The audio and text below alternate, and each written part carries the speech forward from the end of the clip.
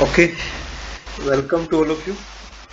तो आज की क्लास में अपन बात करेंगे एपोमिक्सिस के रिगार्डिंग ही। और देखिए, कल हमने इसके बारे में कुछ डिस्कशन किए थे और एक चीज निकल के आई थी कि एपो का मतलब हमें लेना था अपार्ट के अलावा, ना कि कुछ अलग होगा, और मिक्सिस का मतलब सिनगेमी। और सिनगेमी तभी हो पाती है जब गैमेट्स फ्यूज होते हैं, क्योंकि सिनगेमी के लिए क्या रिक्वायर्ड है? Gamete formation.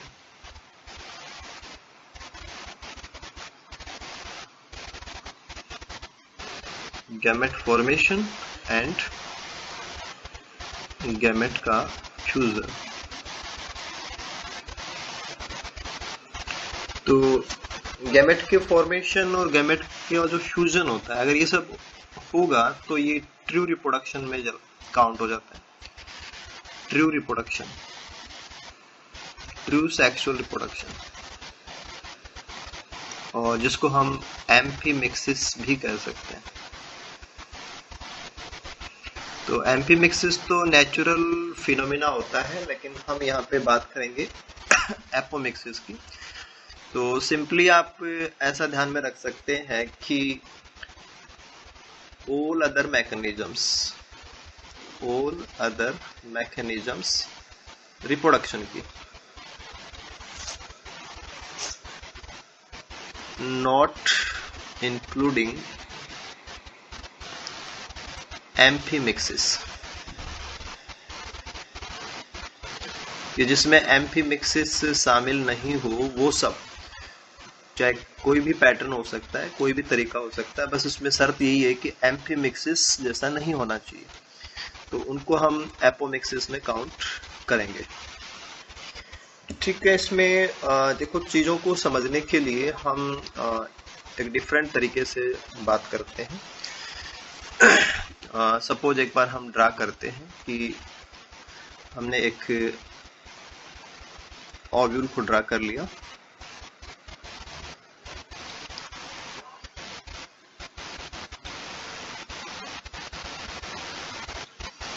और यहाँ हमने एक एम्ब्रियो सैक दिखा दिया है, और एम्ब्रियो सैक के अंदर हमने एग सेल और सिनर्जिड्स, ठीक है, पोलर न्यूक्लियाई, एंटीपोलर्स, ये सब हमने दिखा दिया। तो ये एक नॉर्मल जो स्ट्रक्चर होती है, कि नॉर्मली जो स्ट्रक्चर है उसमें हमारे पास इतना कुछ ही होता है, और कौन कौन से पार्ट इसमें है वो सब हम स्ट्रक्चर से पहले से जानते हैं। तो अगर हम ट्रू मैकेनिज्म या एम्फीमिक्सिस की बात करें, एम्फीमिक्सिस की बात करें तो एम्फीमिक्सिस में देखिए क्या होता है कि एम्ब्रियो जो सैक बनता है, एम्ब्रियो सैक जो बनता है वो हैप्लॉइड होता है, और एम्ब्रियो सैक में ही हमें एग सेल मिलती है,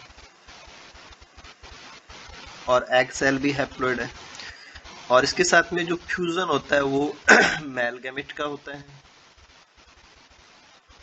वो भी हैप्लॉइड है, और फिर इनसे 2n जायगोट बन जाता है, और देन 2n एम्ब्रियो बन जाता है, एंड देन सीड बन जाता है।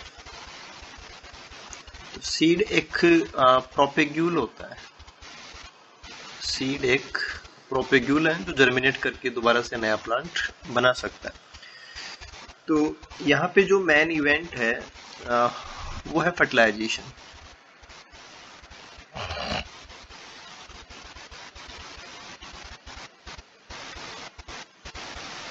तो पहले गैमेट बनते हैं, दीज आर गैमेट्स बनते हैं, गैमेट्स फर्टिलाइजेशन में पार्टिसिपेट करते हैं, देन वापस से जो 2n फेज है वो स्टैब्लिश हो जाती है। ये नॉर्मल मैकेनिज्म है एम्फीमिक्सिस कि एम्ब्रियोलॉजी में हमने इन चीजों को डिटेल में समझ लिया है। ओके, अब इसके बाद में हम डेविएशंस को एक सिंपल से फिर और क्या क्या कॉम्प्लेक्सिटी हो सकती है उसकी तरफ अपन इनको डिस्कस करेंगे। देखिए, सबसे पहली बात तो हम इसमें यही काउंट कर सकते हैं कि हमारे पास ये एम्ब्रियो सैक है। This one is embryo sac. ठीक है, एम्ब्रियो सैक का जो डेवलपमेंट है वो नॉर्मल डेवलपमेंट हम ले रखा है कि जैसे एम्फीमिक्सिस में नॉर्मल डेवलपमेंट के थ्रू एम्ब्रियो सैक बनता है तो वो हैप्लॉइड ही होता है। सिमिलरली यहाँ पर भी हमने हैप्लॉइड एम्ब्रियो सैक को ही ले रखा है। तो हैप्लॉइड एम्ब्रियो सैक बोलने का मतलब ये कि इससे पहले यानी कि फंक्शनल मेगास्पोर, फिर मदर सेल, वो सारे डिवीजन बिल्कुल जैसा हम एम्ब्रियोलॉजी में पढ़ते हैं वो के वो रखें। और एम्ब्रियो सैक यहाँ पे जो हमने लिया वो बिल्कुल से नॉर्मल जो कंडीशन है, हैप्लॉइड कंडीशन, बिल्कुल इसी प्रकार का है। ठीक है, एक बार हम यहाँ पे एम्ब्रियो सैक को बना लेते हैं। तो this one is egg cell, और फिर यहाँ पे हमने सिनर्जिड्स दिखा दिए और ये हमने इसकी स्ट्रक्चर को ले लिया है। ओके, अगर हम बात करें कि हमारा एग सेल अगर पार्टिसिपेट करता हो, दिस इज एग सेल और ये एग सेल हैप्लॉइड ही है। अगर ये डायरेक्टली एम्ब्रियो बनाए, एम्ब्रियो फॉर्मेशन, तो जो एम्ब्रियो बनेगा वो हैप्लॉइड ही बन सकता है क्योंकि ये खुद ही हैप्लॉइड है, इसने और किसी की हेल्प नहीं ली है। ये खुद भी हैप्लॉइड है और डायरेक्टली ये एम्ब्रियो बनाता है, यानी कि विदाउट फर्टिलाइजेशन। तो विदाउट फर्टिलाइजेशन अगर हैप्लॉइड एग सेल अगर विदाउट फर्टिलाइजेशन एम्ब्रियो बनाती है तो एम्ब्रियो आपका हैप्लॉइड ही होगा। और प्रोसेस, क्योंकि इसमें फर्टिलाइजेशन नहीं हुआ है तो हम इस प्रोसेस को पार्थेनोजेनेसिस बोलेंगे। और एम्ब्रियो जो बन रहा है वो हैप्लॉइड है तो हम इसको बोलेंगे हैप्लॉइड पार्थेनोजेनेसिस। Haploid parthenogenesis. ठीक है, तो ये एक सबसे बेसिक डेविएशन हो गया कि हाँ कुछ अलग ऐसा भी हो सकता है कि हैप्लॉइड पार्थेनोजेनेसिस हमें देखने को मिल सकती है। पार्थेनोजेनेसिस का मतलब यही होता है कि फीमेल गैमेट और विदाउट फर्टिलाइजेशन अगर वो जायगोट या एम्ब्रियो फॉर्मेशन में पार्टिसिपेट कर रहा है, जायगोट तो नहीं बन सकता, एम्ब्रियो फॉर्मेशन में पार्टिसिपेट कर रहा है तो वो पार्थेनोजेनेसिस है। ठीक है, तो नॉर्मली फीमेल गैमेट हैप्लॉइड ही होता है, हमने यहाँ पे हैप्लॉइड ही लिया है तो हैप्लॉइड ही हमारा एम्ब्रियो बन करके आएगा। तो ये प्रोसेस हैप्लॉइड पार्थेनोजेनेसिस में काउंट हो जाएगी। तो ये तो केवल इतना सा हुआ कि फर्टिलाइजेशन या मेल गैमेट का कंट्रीब्यूशन जो लेना था वो फर्टिलाइजेशन नहीं हुआ, विदाउट फर्टिलाइजेशन हो रहा है। तो ये तो बिल्कुल से सिंपल प्रोसेस है कि हमने फर्टिलाइजेशन को इसमें काउंट नहीं कराया और विदाउट फर्टिलाइजेशन भी ऐसा हो सकता है। राइट, यहाँ पे कोई इश्यू नहीं होना चाहिए क्योंकि पार्थेनोजेनेसिस एक बहुत कॉमन शब्द है और बिना फर्टिलाइजेशन के फीमेल गैमेट से नेक्स्ट प्रोजेनी बनना ये पार्थेनोजेनेसिस में काउंट होता है। ठीक है, ये पहला पॉइंट था। अब इसके बाद में इसमें और भी सेल्स हैं। और सेल्स का मतलब ये है कि इसमें सिनर्जिड्स हैं,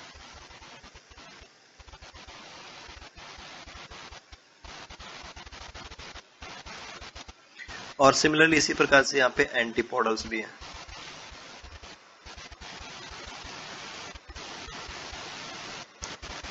तो सिनर्जिड्स और एंटीपोडल भी एग के जैसे ही है, हैप्लॉइड हैं और इनका ओरिजिन भी बिल्कुल जहां से एग बना है वहीं से इनका भी हुआ है। तो साइटोलॉजिकली बिल्कुल सेम ही है, बस ये साइज कंपैरिजन में बहुत छोटा रह जाता है। बाकी ये भी कैसे हैं, हैप्लॉइड सेल ही है।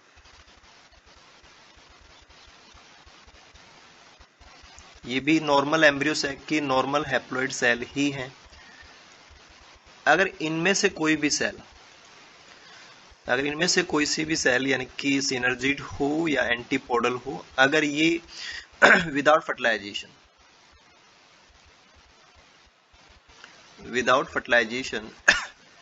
एम्ब्रियो बनाए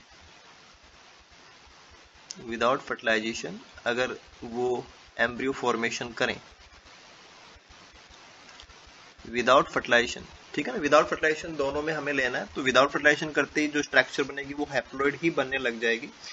तो यहाँ पे हैप्लॉइड एम्ब्रियो ही बनेंगी, हैप्लॉइड एम्ब्रियो। बस ये एग सेल के अलावा दूसरी कोशिकाओं से बन रहे हैं, बस इतना सा अंतर है।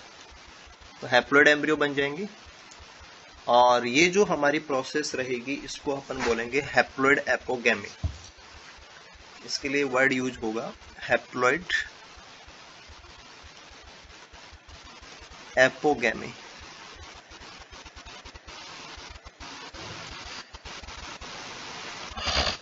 राइट, थोड़ा सा इसको आप ऐसे समझ सकते हैं कि हमने इसको ऐसा नाम क्यों दिया है। तो हैप्लॉइड का कोई इशू नहीं है क्योंकि हैप्लॉइड सेल से हैप्लॉइड एम्ब्रियो बन रहा है, इसलिए हैप्लॉइड हम यहाँ पे इसलिए यूज कर रहे हैं। और फिर यहाँ ओरिजिन देखिए, या तो सिनर्जिड से है या एंटीपोडल से है ना, non then egg cell, other than egg cell है। तो अदर देन एग सेल बोलने का मतलब ये हो गया कि एग सेल तो गैमेट होती है, एग सेल तो प्रॉपर गैमेट है,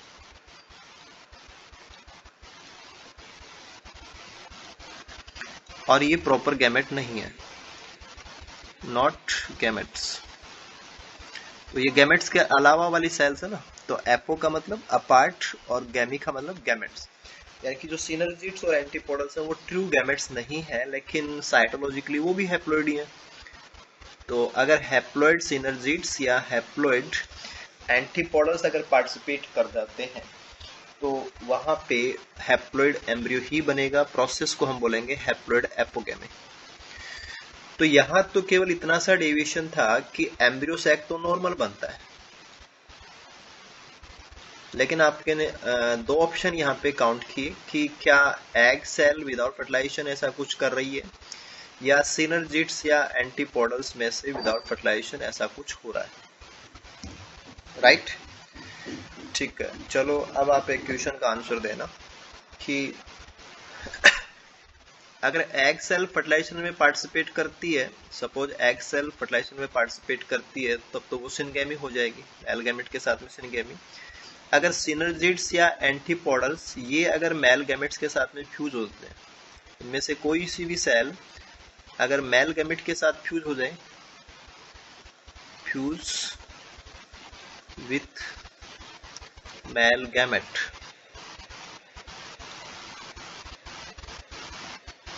ठीक है। नॉर्मली जो एग सेल होते हैं वो फर्टिलाइजेशन में पार्टिसिपेट करती है, लेकिन अगर सिनर्जिड फर्टिलाइज हो जाए या एंटीपोडल फर्टिलाइज हो जाए तो फर्टिलाइज का मतलब आ जाएगा रोल ऑफ मेल गैमेट, है ना, रोल ऑफ मेल गैमेट आ जाएगा। तो वो ऑलरेडी हैप्लॉइड न्यूक्लियस है उसके पास और ये भी हैप्लॉइड है। तो स्ट्रक्चर जो आपके पास बनेगी कि हमारे पास एक जायगोट बनेगा और एम्ब्रियो बनेगा, और ये दोनों 2n है।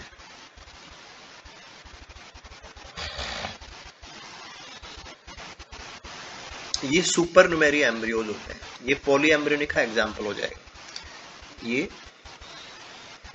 सुपर न्यूमेरी एम्ब्रियो है, एक्स्ट्रा है, नॉर्मल के अलावा एक्स्ट्रा एम्ब्रियो भी बन सकते हैं, सुपर न्यूमेरी एम्ब्रियो। और ये मैटर पॉली एम्ब्रियोनिक का है, ना कि एपोमिक्सिस जैसा, पॉली एम्ब्रियोनिक।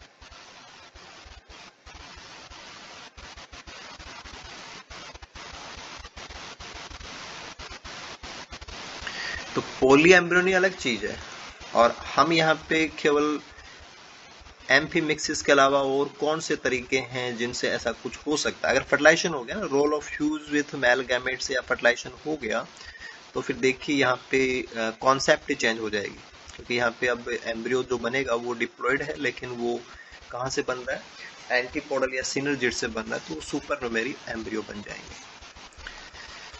राइट, तो ये तो आपका पहला लेवल हो सकता है कि एग सेल ने पार्टिसिपेट किया हो या एंटीपोडल या सिनर्जिड्स ने पार्टिसिपेट किया हो, ठीक है। फर्टिलाइजेशन होना नहीं है, विदाउट फर्टिलाइजेशन है, एम्ब्रियो हमारे पास हैप्लॉइड ही बनेंगे। और अगर हैप्लॉइड एम्ब्रियो बनेंगे तो फिर एक इश्यू जो इनके साथ काउंट हो जाएगा वो होगा कि ये जो एम्ब्रियो है ये जर्मिनेट तो करके प्लांट बना सकते हैं, लेकिन फिर इनमें फर्दर गैमेट नहीं बन सकते। तो इनको हम काउंट करेंगे नॉन रिकरेंट एपोमिक्सिस में। नॉन रिकरेंट एपोमिक्सिस, यानी कि जो हैप्लॉइड वाला है वो जर्मिनेट करके हैप्लॉइड प्लांट तो बना देगा, लेकिन उसमें फिर फर्दर गैमेट नहीं बनेंगे। तो ये दोनों ही प्रोसेस, चाहे हैप्लॉइड पार्थेनोजेनेसिस हो या हैप्लॉइड एपोगेमी हो, ये दोनों काउंट किस में की जाएंगी? नॉन रिकरेंट एपोमिक्सिस में।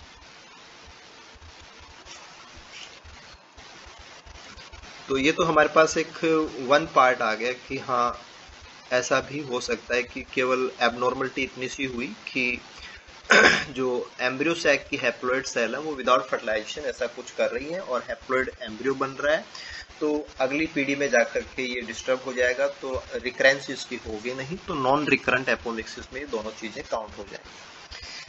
ठीक है, अब ये तो हो गया पहला लेवल। इसके बाद में हम फर्दर लेवल पे चलते हैं। ठीक है,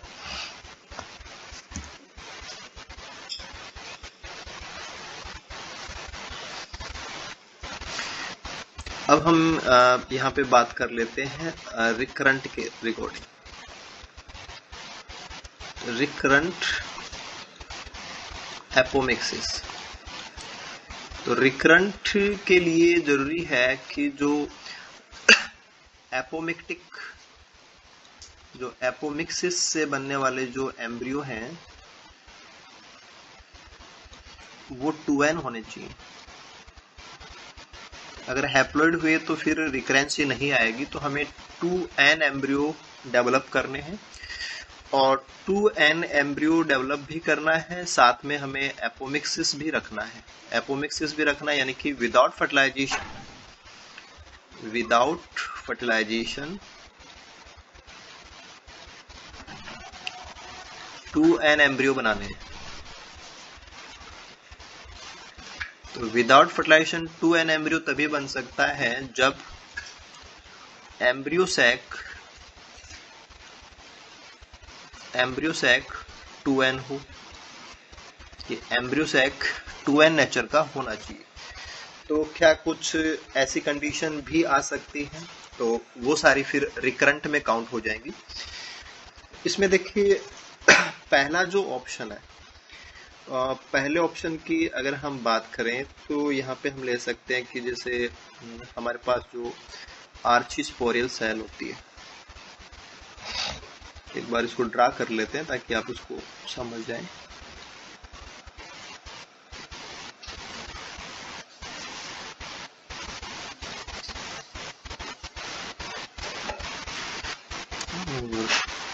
यहाँ पे जो सारा टिश्यू है ये न्यूसेलस है।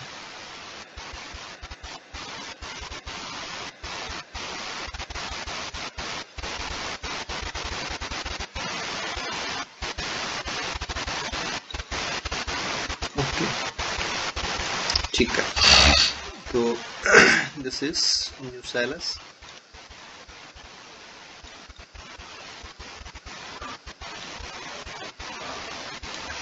और न्यूसेलस के अंदर ही कोई सेल अपने आप को डिफरेंशिएट कराती है आर्चीस्पोरियल सेल के रूप में। आर्चीस्पोरियल सेल, और आर्चीस्पोरियल सेल बाद में जो मेगास्पोर मदर सेल है उनको डेवलप कराती है। तो पहला तो जो हमारा पार्ट इसमें लिया जा सकता है वो ये रह जाएगा कि जो हमारी आर्चीस्पोरियल सेल है,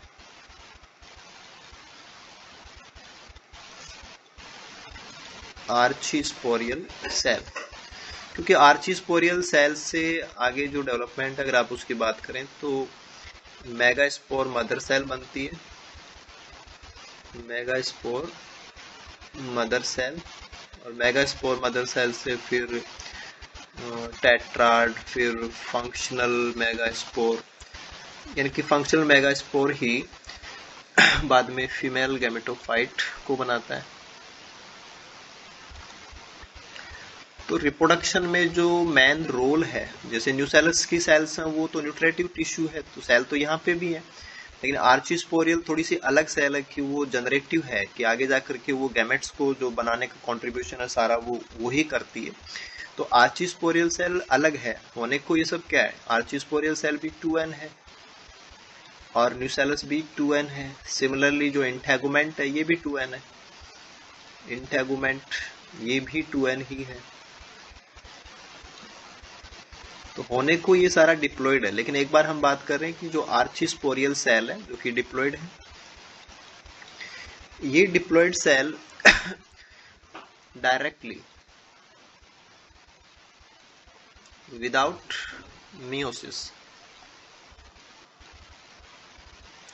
मियोसिस यानी कि ये जो हम यहाँ पे टेट्राड बना रहे थे ना, ये सब इसमें नहीं होगा। तो विदाउट मियोसिस अगर ये एम्ब्रियो सैक बनाए, डायरेक्टली ही काम करे, यानी कि विदाउट मियोसिस का मतलब ये होगा कि archesporial cell act like functional megaspore.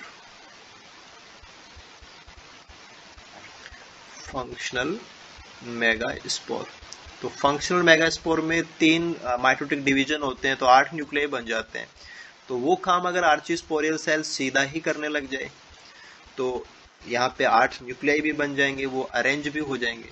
तो विदाउट मियोसिस अगर इसने ऐसे काम किया तो हम यहाँ पे लिख सकते हैं कि mitotic first, second and third. तो क्या हो जाएगा, 8 न्यूक्लियाई बन जाएंगे, 8 न्यूक्लियाई, लेकिन ये सारे के सारे 2n है, ठीक है ना। माइटोसिस ही हुआ है, मियोसिस तो हुआ नहीं था, तो ये सब 2n न्यूक्लियाई है। और एम्ब्रियो सैक जो बनेगा वो 2n बन जाएगा,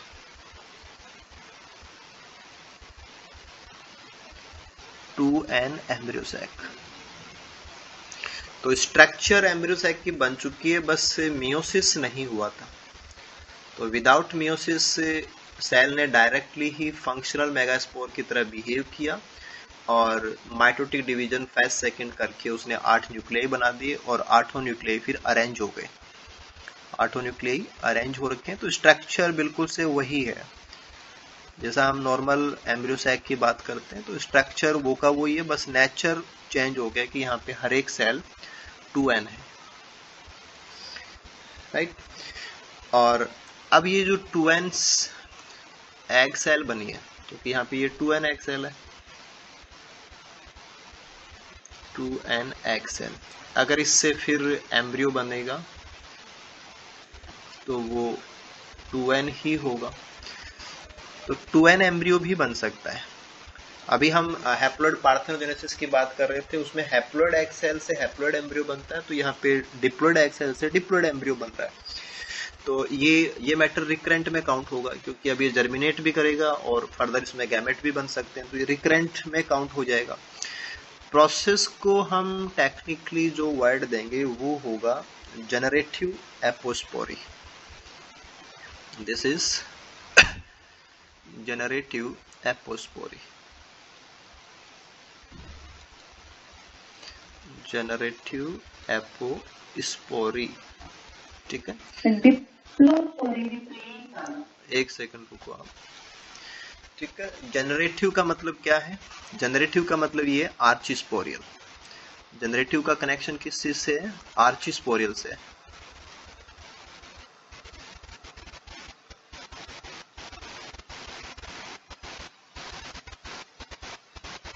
ठीक है। और एपोस्पोरी का जो कनेक्शन है कि स्पोर नहीं बनेगा, स्पोर नहीं बनेगा यानी कि नो मेगास्पोर,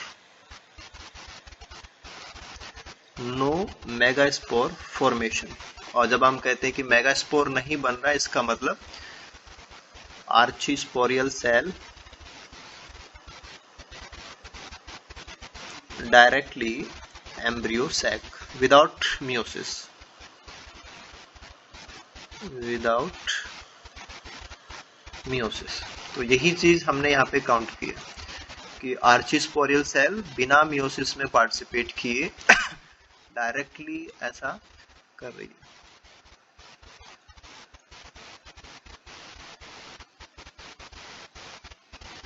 तो स्पोर नहीं बना तो एपोस्पोरी हो गई, ठीक है। और सेल जो थी वो आर्चिस्पोरियल है तो जनरेटिव हो गया। तो जनरेटिव तो हुआ है आर्चिस्पोरियल क्योंकि वो सेल जनरेटिव थी, और स्पोर नहीं बना, मियोसिस नहीं हुई, इसलिए आपने कह दिया उसको जनरेटिव एपोस्पोरी, ठीक है। हाँ अब बताओ आप क्या कह रहे थे?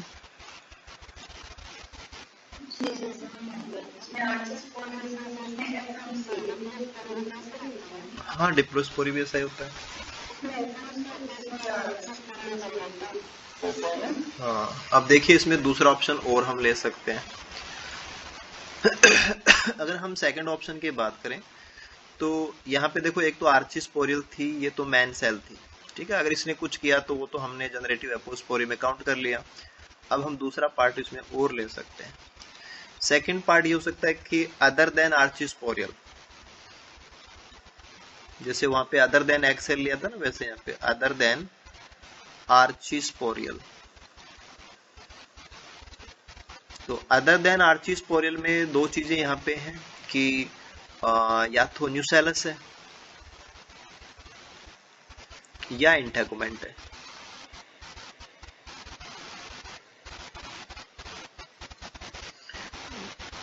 तो या तो न्यूसेलस है या इंटेगुमेंट है। ये भी बिल्कुल आर्चिस्पोरियल की तरह ही 2n है,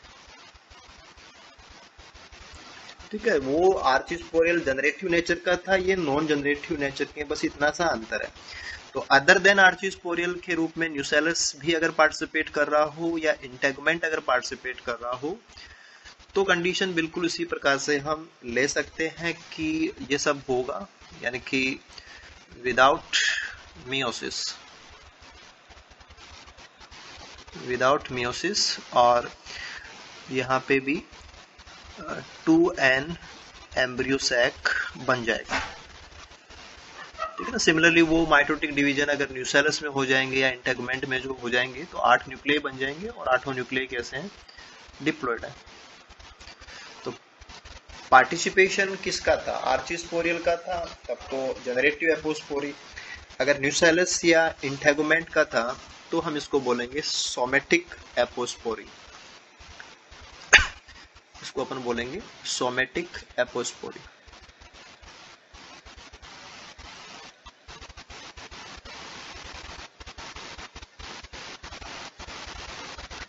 क्योंकि ये सोमेटिक सेल्स हैं, ये जनरेटिव सेल्स नहीं है, ये सोमेटिक सेल्स हैं।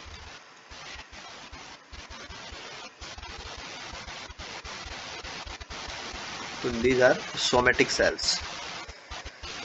तो जनरेटिव ने अगर ऐसा किया स्पोर बिना स्पोर बनाए तो जनरेटिव एपोस्पोरी, अगर सोमेटिक ने बिना स्पोर बनाए ऐसा किया तो सोमेटिक एपोस्पोरी।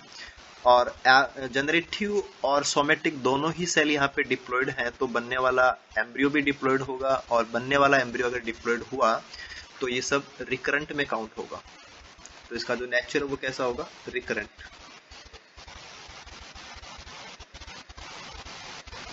तो रिकरेंट का कनेक्शन 2n से है, रिकरेंट का कनेक्शन 2n से है। तो अगर 2n एम्ब्रियो सैक बनाया और विदाउट फर्टिलाइजेशन हमने उससे 2n एम्ब्रियो बना दिया तो वो सब रिकरेंट होगा। अब आपका लॉजिक फिर यहाँ जाएगा कि आपने इसको कहाँ से बनाया। अगर आर्चिस्पोरियल से बनाया तो जनरेटिव, और उसके अलावा कहीं और से बनाया तो सोमेटिक, ठीक है।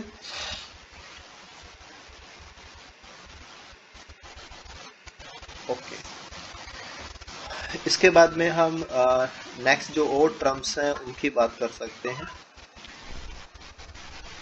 ठीक है। यहाँ पे आप इन चीजों को जैसे बुक्स वगैरह में आता है तो वहां से आप इसको कंफ्यूज ना हो तो इसमें जोड़ सकते हैं उन चीजों को भी कि वन थिंग, जैसे कि न्यूसेलस है वो डायरेक्टली एम्ब्रियो सैक बनाए, जो कि हमने यहाँ पे लिया है। न्यूसेलस, इंटेगुमेंट इनसे डायरेक्टली बने तो वो एपोस्पोरी ही है ना, ठीक है। एपोस्पोरी, सोमेटिक एपोस्पोरी, कंफ्यूज नहीं होना आपको। एपोस्पोरी, इसको आप एपोस्पोरी भी बोल सकते हो, क्योंकि बिना स्पोर बने। तो बिना स्पोर बने का मतलब क्या है? स्पोर तो किससे बनता है? स्पोर बनता है आर्चिस्पोरियल के अंदर फिर वो मेगास्पोर मदर सेल बनती है, फिर मेगास्पोर मदर सेल में मियोसिस होती है। तो विदाउट मियोसिस प्रोसेस आएगी एपोस्पोरी का मतलब, क्योंकि ये साइड है एम्ब्रियो बनने की, और एम्ब्रियो बनने की साइड डिपेंड कर रही है मेनली फीमेल साइड के ऊपर। और फीमेल साइड के अंदर हमें पता है कि पहले फंक्शनल मेगास्पोर का मतलब फीमेल स्पोर है, और फीमेल स्पोर के रूप में फंक्शनल मेगास्पोर बनता है। और अगर फंक्शनल मेगास्पोर बना ही नहीं है तो इसका मतलब रिडक्शन डिवीजन हुआ ही नहीं है, और रिडक्शन डिवीजन नहीं हुआ है तो फिर हमारे पास डिप्लॉइड चीजें ही आनी है। तो आपने जो सोमेटिक एपोस्पोरी बोली, ये भी एपोस्पोरी है, और जो जनरेटिव एपोस्पोरी बोला, ये भी एपोस्पोरी है। ये एपोस्पोरी के दो टाइप्स हो गए, कि जनरेटिव है या वो सोमेटिक है।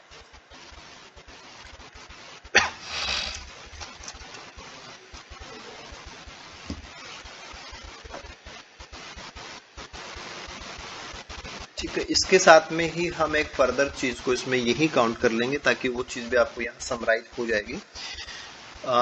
इसको आप ऐसे ले सकते हैं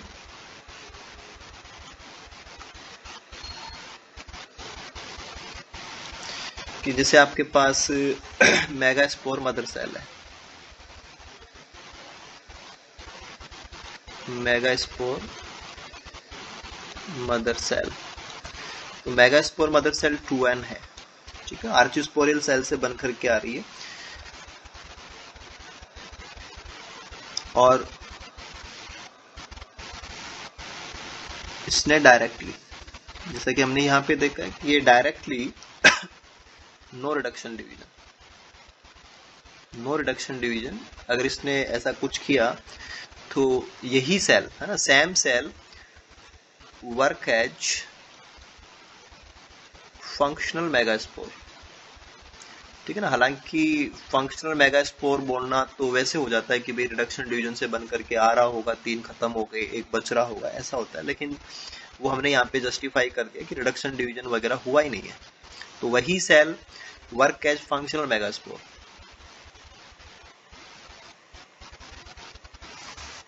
राइट, और यानी कि ये दोनों चीजें आप यहाँ पे भी ऐड कर सकते हैं कि विदाउट मियोसिस ही है सारा, ये भी वो का वही है। तो बुक्स में जो दिया हुआ होता है वो सेम यही चीज है, अलग से कुछ भी नहीं है वो।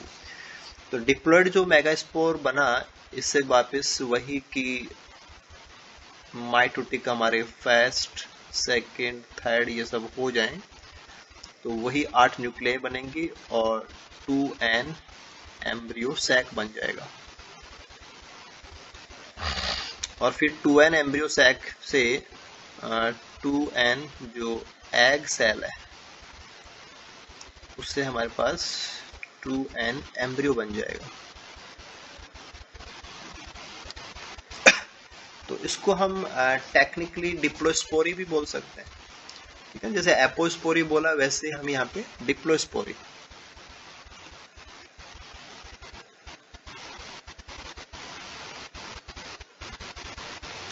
ठीक है, डिप्लोस्पोरी में से आपको ध्यान में रखना है कि मेगास्पोर मदर सेल सीधे ही फंक्शनल मेगास्पोर का काम करती है।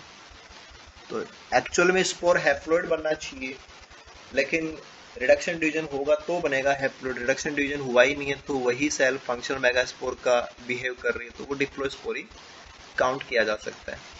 तो डिप्लोस्पोरी अलग कुछ भी नहीं हुआ, क्योंकि अगर आप यहाँ पे एपोस्पोरिन की तरफ जाते हैं तो वो सब क्या है, वो सब ऐसे ही तो थे, वहां पे डिप्लॉइड ही रहे, क्योंकि एम्ब्रियो सैक डिप्लॉइड बना है, तो एम्ब्रियो सैक तो फंक्शनल मेगास्पोर से ही बनता है, और फंक्शनल मेगास्पोर डिप्लॉइड है, तभी तो डिप्लॉइड एम्ब्रियो सैक बना है। तो डिप्लोस्पोरी, एपोस्पोरी बातें वही हैं, आप किस एंगल से बता रहे हो। अगर आपने आर्चिस्पोरियल, न्यूसेलस इनको फोकस किया तब तो एपोस्पोरी की स्पोर ही नहीं बनता, वो सेल सीधे ही बना देती है, ठीक है। और फिर अगर वहां पे मेगास्पोर मदर सेल वो मेगास्पोर की तरह काम करने लग जाए तो वो डिप्लोस्पोरी है। कंफ्यूज नहीं होना है। देखो, आर्चिस्पोरियल सेल और न्यूसेलस की सेल या इंटेगुमेंट की सेल, ठीक है, और इन्होंने स्पोर बनाया नहीं, विदाउट मियोसिस स्पोर वगैरह कुछ नहीं बनाया। ये सेल है, सीधी सेल, जैसे आपने यहाँ पे सेल ली, तो ये ओनली सेल सीधी इसने क्या किया, 2 न्यूक्लियाई, 4 न्यूक्लियाई और 8 न्यूक्लियाई, और फिर ये 8 न्यूक्लियाई रीअरेंज हो गए और एम्ब्रियो सैक बन गया। यानी कि ये जो सेल थी हमारे पास, ये आर्चिस्पोरियल सेल है। सिमिलरली हम यहाँ देख सकते हैं कि यहाँ पे कोई सेल है वो न्यूसेलस की हो सकती है या इंटेगुमेंट की हो सकती है। उसने भी सेम यही काम किया कि उसने डायरेक्टली ऐसे वर्क किए और 8 न्यूक्लियाई बना दिए। तो यहाँ पे स्पोर बना ही नहीं, क्योंकि ये तो है आर्चिस्पोरियल सेल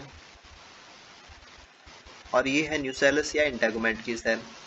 तो सेल ने सीधे ही एम्ब्रियो सैक बनाया, तो मेगास्पोर बाईपास हो गया। मेगास्पोर बना ही नहीं, मेगास्पोर बाईपास है, नो मेगास्पोर,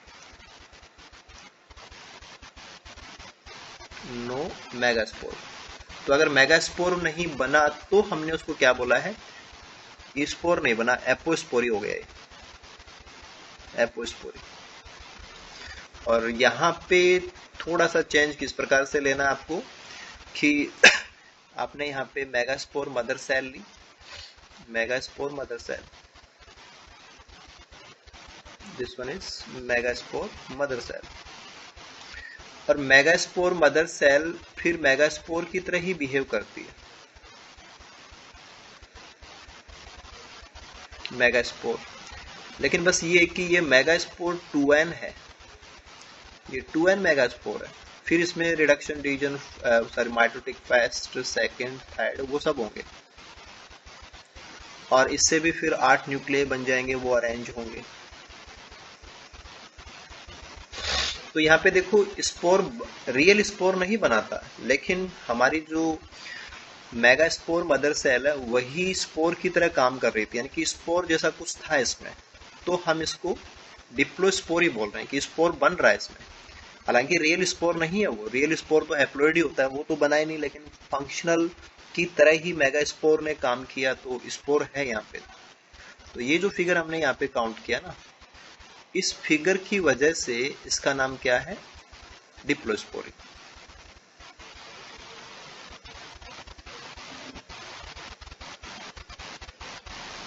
क्योंकि देखो उधर एनिमल साइड में तो क्या होता है कि डेडिकेट सेल्स होते हैं, पूरा प्रोसीजर होता है कि हर कोई सेल ऐसे काम नहीं कर सकती। लेकिन प्लांट्स में ऐसा है कि यहाँ पे कोई भी सेल किसी भी प्रकार के फंक्शन के लिए अपने आप को मॉडिफाई कर सकती है। तो एक तो आर्चिस्पोरियल सेल सीधा ही कुछ कर रही है, न्यूसेलस सीधा ही कुछ कर रही है, तो वो एपोस्पोरी है। और अगर वहां पे कोई स्पोर की तरह काम कर रहा है तो वो डिप्लोस्पोरी है। हाँ, जो बनकर के आएगा वो डिप्लॉयड है, इसलिए सब रिकरेंट होगा।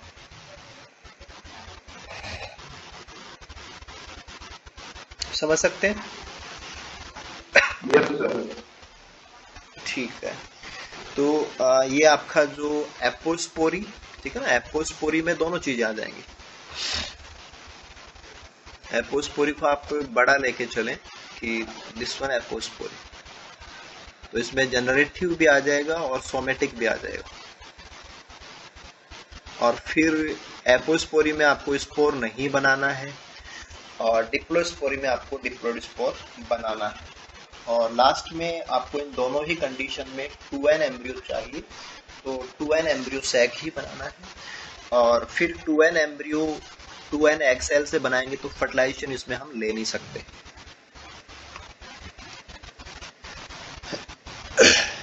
ठीक है, तो ये चीजें इसमें, तो रिकरेंट एंड नॉन रिकरेंट के पॉइंट ऑफ, क्योंकि अब रिकरेंट नॉन रिकरेंट का तो सिर्फ इतना सा है कि अगर एम्ब्रियो हैप्लोइड बना तो वो नॉन रिकरेंट है, और अगर डिप्लॉइड बना तो वो रिकरेंट है।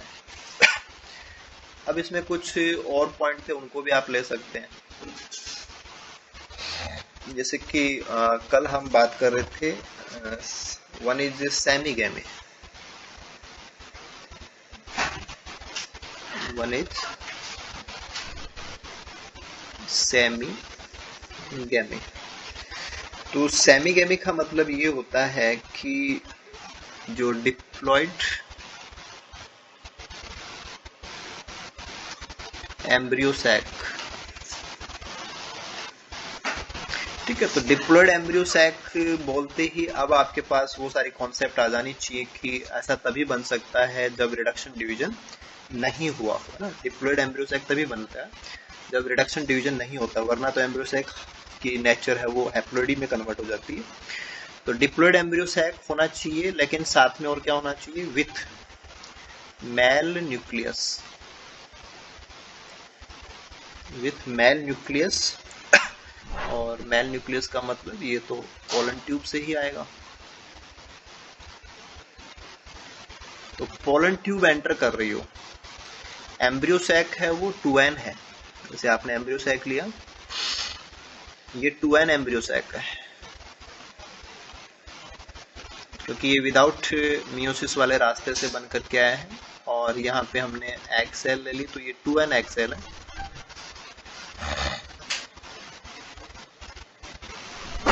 और एक आप यहाँ पे पोलन ट्यूब को दिखा रहे हैं कि इसमें पोलन ट्यूब एंटर कर रखी है, और पोलन ट्यूब से इसमें मेल न्यूक्लियस है वो आए हुए हैं।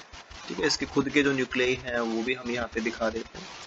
ठीक है, उनका फिर एंडोस्पर्म के लिए डेवलपमेंट वो सब वहां के लिए काउंट होगा। तो अब यहाँ पे दो चीजें हैं कि this one is 2n egg cell, 2n egg cell, और ये 2n egg cell directly fertilisation के बिना, विदाउट फर्टिलाइजेशन इससे 2n एम्ब्रियो बने।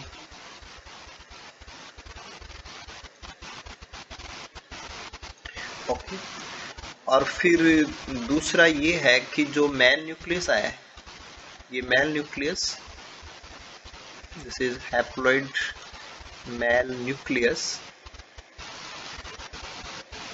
ये भी फिर डायरेक्टली, ये किसी के साथ पार्टिसिपेट नहीं कर रहा, डायरेक्टली ये फॉर्म करता है हैप्लॉइड एम्ब्रियो।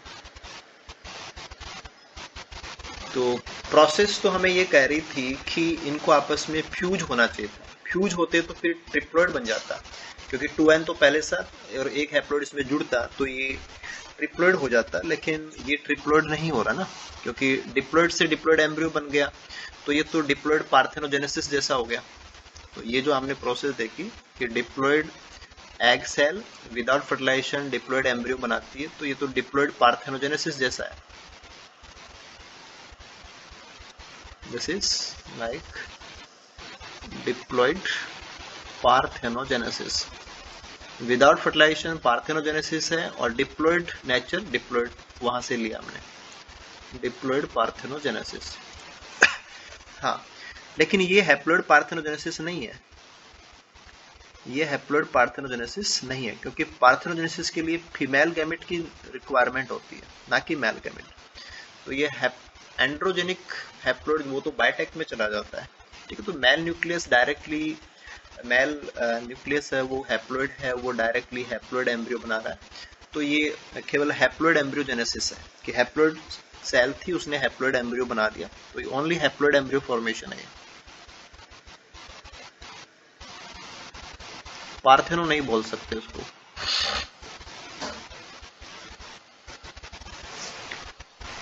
तो इनको फ्यूजअप होना चाहिए था, लेकिन फ्यूज नहीं, फर्टिलाइजेशन नहीं होता है, और दोनों इंडिपेंडेंट है ना, स्वतंत्र है कि एग सेल अपने हिसाब से डिप्लॉइड एम्ब्रियो बना देती है, और जो मेल न्यूक्लियस है वो अपने हिसाब से एम्ब्रियो बना देता है। तो 2n embryo and n embryo ये दोनों एक साथ डेवलप हो जाते हैं, तो ये सेमीगैमी है, दिस इज सेमीगैमी।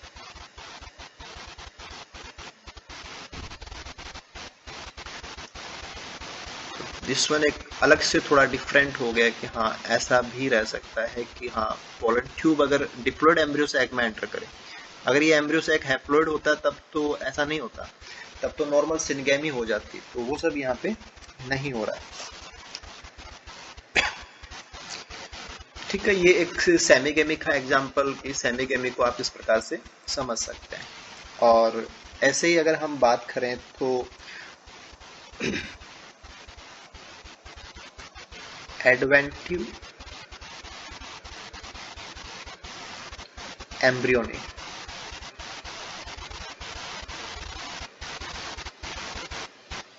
एडवेंटिव एम्ब्रियोनी, और एडवेंटिव एम्ब्रियोनी को ही स्पोरोफिटिक बडिंग भी बोलते हैं।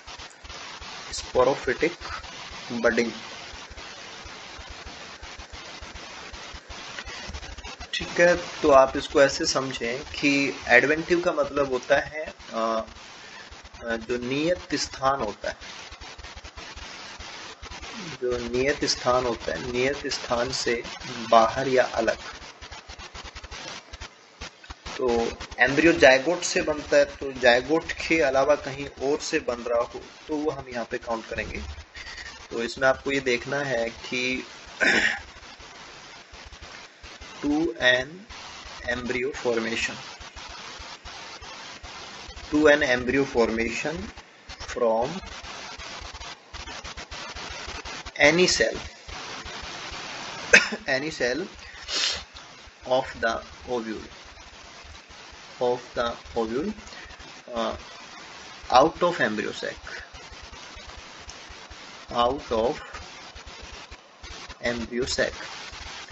तो एम्ब्रियो सैक के अलावा कोई भी ओव्यूल की सेल, तो उसमें ज्यादा कुछ नहीं आना कि वही बातें हैं कि या तो न्यूसेलस होगा या इंटेगुमेंट होगा, क्योंकि मेनली हम इन्हीं को काउंट करते हैं। तो न्यूसेलस की सेल से या इंटेगुमेंट की सेल से अगर ऐसा हो कि एम्ब्रियो फॉर्मेशन हो रहा हो तो वो स्पोरोफिटिक बडिंग या एडवेंटिव एम्ब्रियो कहलाता है। तो ये एक तो ये था कि नॉर्मल एम्ब्रियो के अलावा इसको लें तब तो ये पॉली एम्ब्रियोनी है, ठीक है ना, ये पॉली एम्ब्रियोनी का एग्जाम्पल है। और नॉर्मल एम्ब्रियो ना बन रहा हो और केवल यही रास्ता हमें यूज करना हो तो वो फिर एपोमिक्सिस में काउंट हो जाता है। तो अगर नॉर्मल एम्ब्रियो भी हो और एक एक्स्ट्रा एम्ब्रियो और बन रहा हो तो वो फिर पॉली एम्ब्रियोनी के लिए काउंट होता है। तो जैसे कि मोस्टली एग्जाम्स में पूछा जाता है कि जो सीट्रस के जो सीड्स होते हैं उनमें ये पॉली एम्ब्रियोनी काफी कॉमन होती है, कॉमनली फाउंड है।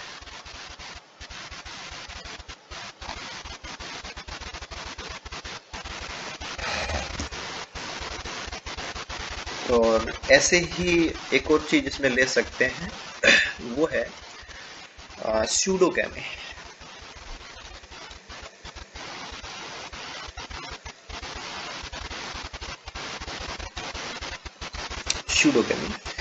स्यूडोगैमी में आपको इतना ध्यान रखना है कि हैप्लॉइड एग सेल, तो हैप्लॉइड एग सेल का मतलब ये होगा कि नॉर्मल एम्ब्रियो सैक।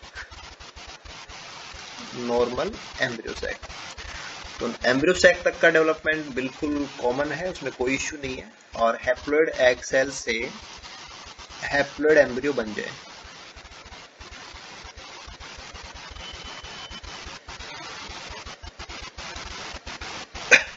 ठीक है। तो एक तो हमने अभी इसको बोला था हैप्लॉइड पार्थेनोजेनेसिस, अभी हमने इसको बोला था haploid parthenogenesis.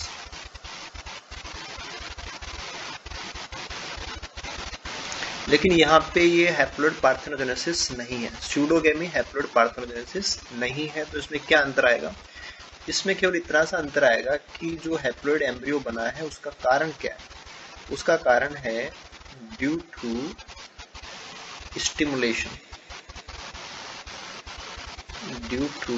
Stimulation by pollen tube. कि एम्ब्रियो सैक में पोलन ट्यूब एंटर तो करती है लेकिन फर्टिलाइजेशन नहीं होता है, तो केवल पोलन ट्यूब की एंट्री होती है और एंट्री से ही जो एग सेल है वो स्टिमुलेट हो जाती है और एग सेल डायरेक्टली एम्ब्रियो बना देती है।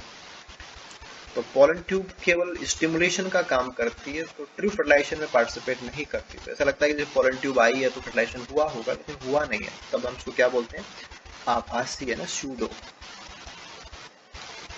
अगर पोलन ट्यूब का कोई रोल ही नहीं होता तब हम इसको हैप्लॉइड पार्थेनोजेनेसिस बोलते हैं। तो अभी ये हैप्लॉइड पार्थेनोजेनेसिस नहीं है। तो अगर स्टिमुलेशन के कारण से ऐसा हुआ है तो हम क्या बोलेंगे? स्यूडोगैमी।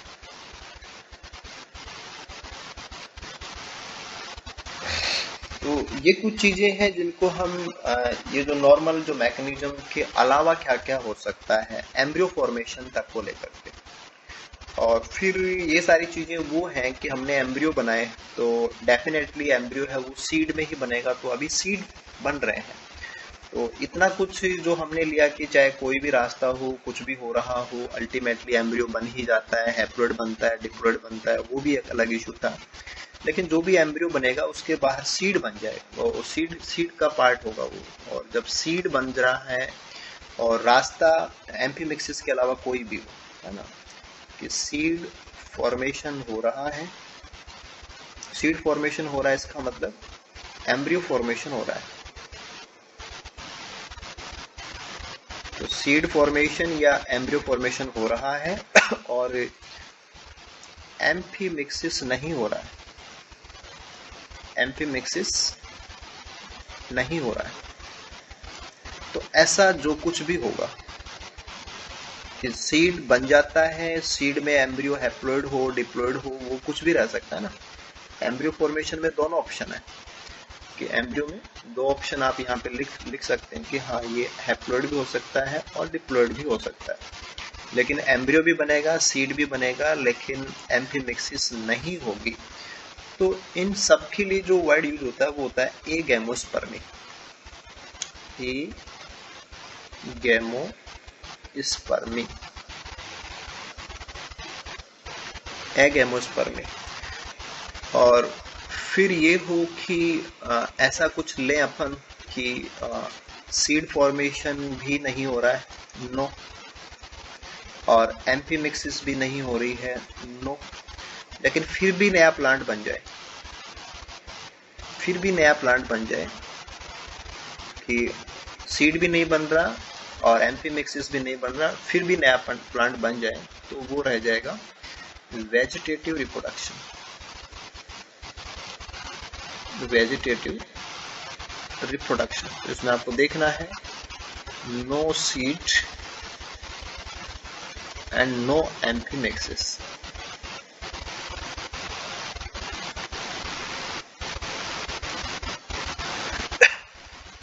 ठीक है।